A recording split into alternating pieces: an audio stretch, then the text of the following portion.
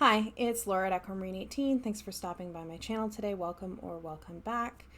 This is what will be the first of two videos answering a whole bunch of questions that many of you were kind enough to provide for me when I put out the call for a Q&A not too long ago.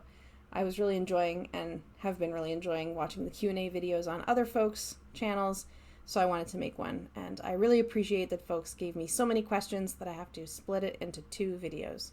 So for this video, this is going to be all of the things that are related to tarot, oracle, divination, etc. Spirituality, anything that's kind of in that umbrella, I'm going to put in this video, and then the next video is going to be all the questions that are related to anything else. So that division gave me a roughly equal number of questions for each, or like I thought would make equal length videos, so that's why I divided it that way. I've put the questions in an order that I just think makes sense, so hopefully that's true. I will list all of the questions that I answer in this video below, and also I'll list, a thank you to everybody who, again, provided me with the questions. I'm happy to answer every single one of them. So the first question, and I'll just say I'm looking at a document on my computer, so if my focus is going off camera, that's why. I wrote down all the questions and a couple of notes here and there as needed. I'm going to try to answer the questions without too much rambling and embellishment. I'm going to try, but no promises because I ramble. Okay, so what was my first tarot deck? My first tarot deck was the Jonathan D. Tarot Pack. It's a kind of Marseille Pip Waite-Smith combo hybrid deck, mass market, and it was a gift from my family. And I don't have the box or anything anymore. I had to look up what the name was online when I found the deck again as an adult. What age did I begin to get into divination? I would say probably about 14-ish, which was also around when I got that first tarot deck. How did I discover tarot, or how did it find me? I can't really put like one specific, like this is where I first saw tarot, and that definitely made me want to learn about tarot. Like there's not one thing that really stands out in my memory in this regard. But some of my grandmother's sisters were professional playing card readers. So I guess that's great aunties. I didn't grow up with them. They lived in a different country than where I grew up, which was Canada. But obviously I grew up like knowing that they existed and knowing that card reading existed. So there's that. And then also I am part of a age group that I feel like grew up with in our early teen years or preteen years quite a bit of like witchcraft related film and television, like The Craft and Charmed and things like this. So I feel like it was in the air in a certain way as well. So I'm not really sure exactly how tarot specifically became an interest, but I feel like it was kind of a confluence of maybe family influence and pop culture influence merging in some sort of a way. Besides tarot, what other metaphysical or related interests do I have? Definitely other divination systems. So I have oracle decks as well. I read Lenormand as well. I would class myself as a beginner in Lenormand. Dice, dominoes, geomancy. I've just been learning geomancy this year, and I'm really enjoying that as a system. I would like to dedicate some time to really learning playing card reading, for sure. And I have a pendulum. I don't really use the pendulum a lot, but I do have one pendulum. And recently I've been kind of interested in Kipper, though I've never had any Kipper cards or learned much about the system. I'm just really interested in divinatory systems. So that's a large part of my metaphysical interests. I'm also learning natal astrology, mostly from books. Again, this is an area that I would say very much beginner. I'm practicing with my own birth chart, as well as some of my friends have kindly given me the information needed to generate their birth charts and agreed to be guinea pigs for my practicing in exchange for me writing up a little kind of information on their birth charts. So I've been working on those, and that's been really interesting. In terms of my studies, I guess, those are my main metaphysical interests. I would also say numerology. I'm always interested in reading about numerology as well. And I read much of my divination systems that I work with has some numerological components, some astrological components, some elemental components. So all of these kinds of systems I'm very, very interested in learning about. The next question is, what is my tarot practice? Do I use it daily, weekly, etc.? And then I had another person ask me a similarly phrased question. What is your typical tarot practice like? Do you do daily draws, etc.? So a lot of my practice is not all that consistent. There have been times where I went a long time with doing daily draws, usually a tarot card and an oracle card. But I can call it like a daily-ish draw because I'm really not consistent. The closest I come to being daily consistent with anything, I would say, is with journaling, which often involves a card or two, but not always. I've gone long stretches trying to meditate daily, like for just 10 minutes. But again, it's not consistent. The parts of my practice that are the most consistent, I would say, are I always do a tarot reading for myself every new and full moon, and I design spreads based on the moon phase and the sign that the moon is in. So I will read about those and construct a spread for myself that speaks to the area of life that I kind of want to check in on, and as it relates to those astrological components. So that is very consistent. I do that every time. I never miss one. I also have been working with one animal card per month. So I'll learn about that animal and explore what kind of messages that animal might bring forward. I have in prior years done like a year ahead, or wheel of the year, one of the two, spread that I would do on like New Year's, and then I would have a card per month, a tarot card per month. But I've gotten away from that in the last year or so, though it has been a part of my practice sometimes. I also have a lot of my tarot practices just, I don't know how to say, as needed basis, not necessarily a consistent frequency. So I will use tarot to construct backstories and personalities for my Dungeons and Dragons characters. I will use tarot when I need to maybe have something to prompt me to explore my feelings on a particular decision I need to make. I'll do a reading for myself on a specific decision that I'm grappling with. I will do a reading for myself when I want to predict some probabilities or do some future casting as kind of a week ahead. If I've got something in particular coming up, job application, like anything like that, I might do a reading for that, just on an as needed basis.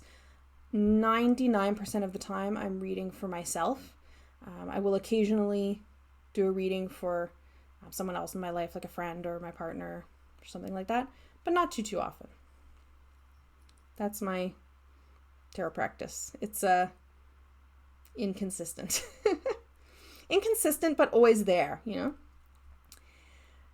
Are there any decks currently on my wish list and any that I'm thinking of rehoming? So there's nothing in my collection right now that I'm definitely like, oh, I definitely need to rehome this deck. And I don't have, I feel like there's something really, a lot of people seem to be doing these really deck collection shrinking processes or decluttering and things like this, feeling the deck overwhelm and shrinking. I'm not there. I'm not there. So there's none that really stand out in my head as definitely going to be rehoming, except that I do plan on doing a deck giveaway of a deck that I got on Kickstarter that I'm going to have 2 copies coming. So that one will be a giveaway coming up later on in the year. Decks on my wish list. Yes. So forthcoming decks that are not available yet. That Afro Drip Tarot by Shaniqua Leach, I've been watching on Instagram very excitedly, and it's launching this summer, and I cannot wait to back that one. Mindscapes Tarot by John Rice is another one that I've been watching on Instagram, and I don't think there's even a date, for when that will be available, but every card in the Mindscapes Tarot is beautiful. There is a Star Trek Tarot in the works. That is on my wish list.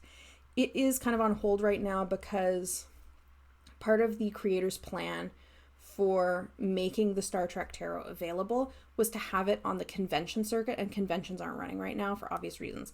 So as soon as it's available to order online, the Star Trek Tarot, for sure. I'm really interested in the Afro Tarot 2 by Jessie Jumanji. I just got the Flora and Fauna of Africa Oracle deck, and I'm in love with it. And Afro Tarot 2 looks really beautiful as well and is on pre-order. There's a guidebook and a bundle of pre-order goodies that is on my wish list. I would have bought it at the same time as this one had there been a benefit in terms of pooling the shipping, but because the release dates are different, there wasn't. So I figured, split up the cost a bit there. The one deck that is in print, that is available, that is very firmly on my wish list that I will definitely get at some point, is the Fifth Spirit Tarot by Charlie Claire Burgess, which mostly I can't believe I don't already have, but Fifth Spirit Tarot for sure. That's my wish list pretty much in its entirety for tarot decks anyway. Is there a tarot deck that I wish existed? So like a theme of a tarot deck that I have not seen but would like to have. I would have said Star Trek, but that's actually going to be made, so I don't have to wish for that. I would totally love a tarot deck with a sci-fi fantasy theme with a novel for each card, like thinking of each card as a theme and then a novel that explores that theme. I don't know how many people would be interested in that tarot deck, but I would love that. Or maybe a tarot deck with a philosopher for each card, the same, or an author, we'll say, like make it broader than that. An author that explores the theme of the card would be on the card. I think that would be really cool. But I have no trouble finding decks that I like, so I don't need to imagine decks that don't exist because there are enough decks that do exist that I really like, so I'm happy. What is the most mundane question that I've ever asked of tarot? I would say that the most mundane question that I've ever asked of tarot is, where is the truck key that we can't find? Or like other questions like that, things that are missing in the house. That would be a mundane question, I think. I will say about that first of all, that recent example, my partner lost the key to the pickup truck, and the keys are like really expensive to recut. And so I asked tarot where the missing key was. The missing key is still missing somewhere on the property, because clearly the truck was in the driveway, so clearly the key is here somewhere, but still haven't found it. But I will say that since I learned about geomancy and took a geomancy class, geomancy is the system that I would now ask that particular mundane question to, because there are kind of established reading methods for finding lost objects using geomancy. So that's the most mundane question I can think of. Where's the keys? Do I prefer tarot or oracle? I would say that if I had to pick between the two, tarot or oracle with a system. I like oracle decks that have some kind of either suits or, systems of associations of some sort. Or even an oracle with a system like Lenormand. Like I really like having a system as opposed to what feels kind of really, really, really open-ended. I'm inclined to kind of invent a system if there isn't a system. Do I use tarot and oracle for different purposes? So I wrote down a bunch of purposes that I use cards for. And the things that I wrote down were reflection / meditation, self-examination, cultivating a connection to the sacred, checking in with my intuition or emotional knowledge, prediction, future casting. I would use tarot and oracle both for all of these purposes. So I don't use them for different purposes, to answer that question directly. I would, though, say that I use them differently in the sense that I would never use tarot for a one card draw on its own at this point. I might use an oracle deck to do a one card reading, but a tarot, I would not do a one card reading unless it was maybe one tarot and one oracle, or, some combination of things. I'm also exploring the ways in which different divination systems seem to work for me better or not as good for different kinds of questions. So like I said, geomancy now is like, if I had to pick something to find a lost object, I would go to geomancy immediately, as opposed to tarot or oracle cards. And I think that, there's maybe different questions for those. Do I have a favorite tarot deck? I've talked about Naturescapes Tarot as my soul deck. Naturescapes by Tina, who's Queen of Wands on Instagram, is a deck that has spoken to my soul in ways that are unprecedented for me. But I also think like a favorite is in some ways something different. And I would say that I have lots of favorite decks because, different types of decks, it's a bit hard to compare. So maybe I have favorites of different types. But Naturescapes is, Naturescapes is a soul deck for me. Do I have a favorite tarot card? This I interpreted just in general and not, is there one physical card from one deck that is absolutely my favorite? My favorite tarot card, major arcana, is the Moon, which is the 18 in my username. And my favorite minor arcana card is the Six of Swords. Do I have a favorite oracle card? This one I went specific. My favorite oracle cards, and I have two of them, are the Querent and Significant cards in the Story in Color Lenormand by Kelly Fitzgerald of The Truth in Story. So instead of having a gentleman and a lady card for a significator cards for doing Lenormand readings, you have the Querent to represent the Querent and Significant to represent the person who's significant to the Querent in whatever respect. This is brilliant and solves what is very obviously to me a problem. And it does so efficiently and effectively. So these are my favorite oracle cards. Next are some favorite book questions, and these were the hard questions. What is your favorite book of all time and what tarot card represents it? Favorite of all time. Basically, I have some other questions in question video number 2 that I'll be making later that also ask about like formative books or favorite books on particular topics. So I've picked books for all of those with no repeats. So with that, favorite book of all time and what tarot card represents it. Lilith's Brood by Octavia Butler, which is kind of a cheat because it's a trilogy. So there are 3 books. There are 3 novels in this one physical book. But it says book. So this is one book, Lilith's Brood, favorite. And I would say that the card that represents this one for me is maybe the Justice card, because I think that this book, this book is like a work of political thinking and political philosophy in a lot of ways to me.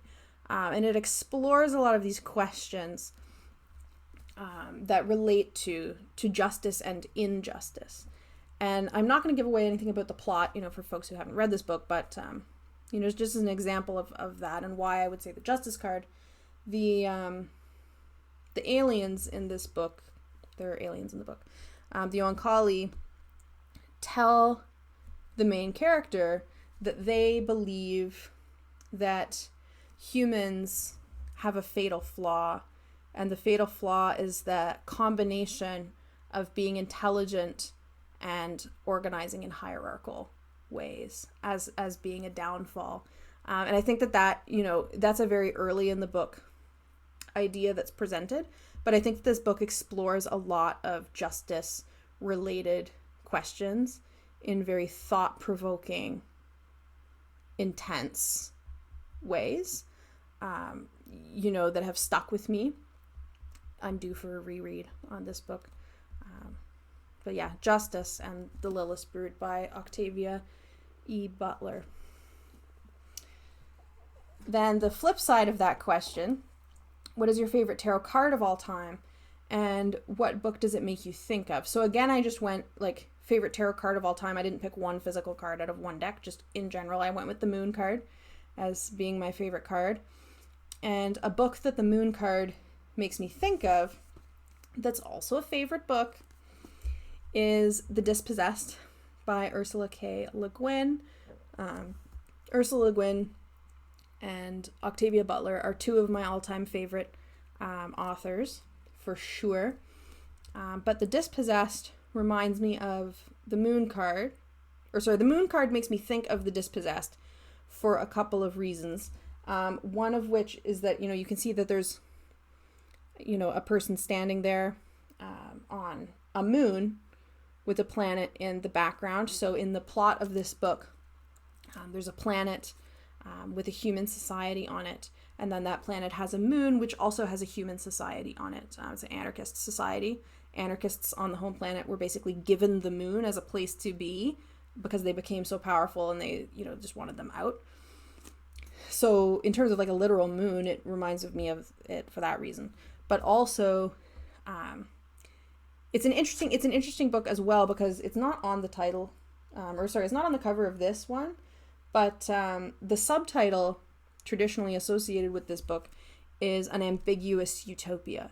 So I feel like a lot of what this book deals with is kind of how something can look very different from different points of view, and how things that might theoretically sound utopian might not be in practice, and things that feel utopian in practice might not be theoretically. So there's a lot about ambiguity in this book, and I think that there's a sense of ambiguity in the Moon card as well. So that's why I picked that one. Do I think that you can know a person by the decks that they read with? I don't think that you can know a person in any real holistic way by the decks that they read with. No. I mean, I think to know a person, you have to really get to know a person, right? By having a relationship with that person in whatever way. But I definitely think you can tell some traits of somebody by the decks that they read with. Like if I saw someone's collection, and it had every cat deck ever published, I would probably think, oh, that person is a cat person like me, right? So these like little things, for sure. Or maybe someone's, top favorite decks, might tell me something about that person. But I don't think you can really know truly know a person from the decks they read with. No. And I don't know what people would think about me based on my deck collection either. So that's something interesting. I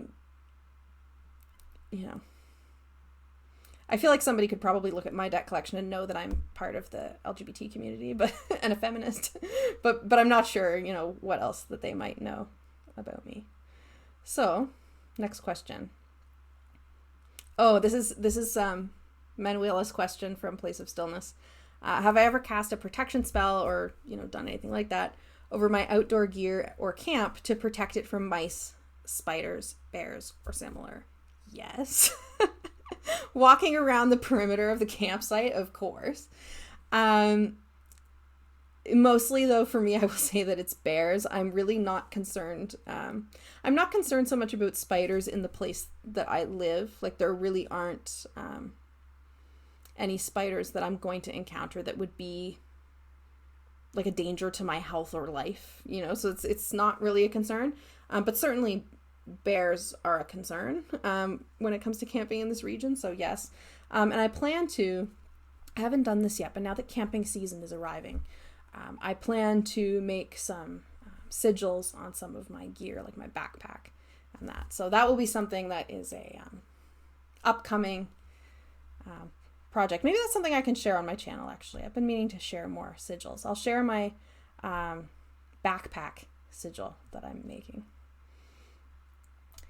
What is something, an idea, topic, opinion, etc., I've thought about making a video on, but I'm hesitant to share it? This is an interesting question. And the first thing that came to mind, I'm sure there's probably other things, but the first thing that came to mind that I didn't make a video on when I had really thought about making a video on, but I ended up not, is doing a book review of Queering the Tarot. And I struggled with this so much because I have some real issues with the book. But I also, recognize that it's maybe the only, or one of very few, specifically LGBTQ plus oriented tarot books, and that people, really appreciate the book and have a special relationship with that book for all kinds of, reasons related to that.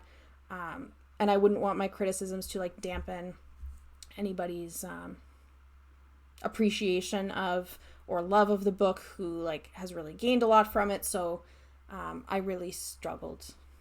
I struggled with what to do about that, and then it was enough time elapsed from when I read it that I felt less and less inclined to do it. But yeah, I really struggled with that book. I didn't find it to be as inclusive as I'd hoped. I'll just leave it there.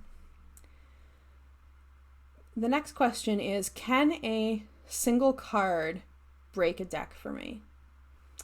Yes, it absolutely can. It is not something that happens too common.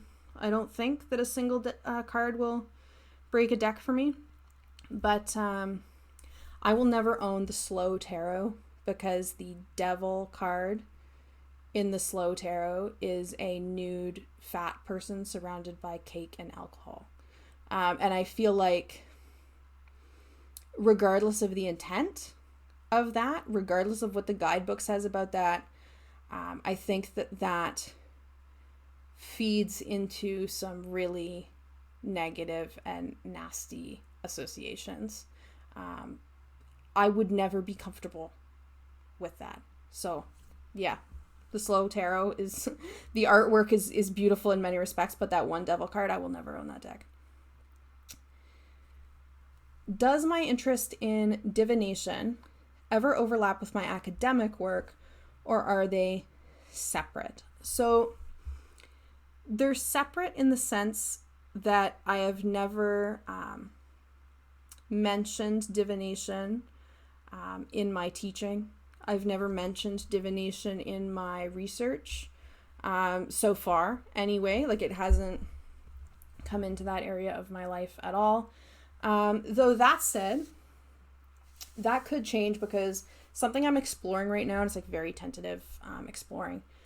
I am exploring feminist analyses of tarot and feminist understandings of tarot in a historical perspective. So I've been picking up secondhand copies of some decades old feminist tarot books, and kind of looking at those and looking at contemporary feminist angles on tarot as well. So thinking about if that might turn into a writing project of some sort, where that would go, I'm not sure. I mean, if it turned into the kind of publication that would be an academic publication, then I guess in that case, my interest in divination would come into my academic work, but I'm not sure.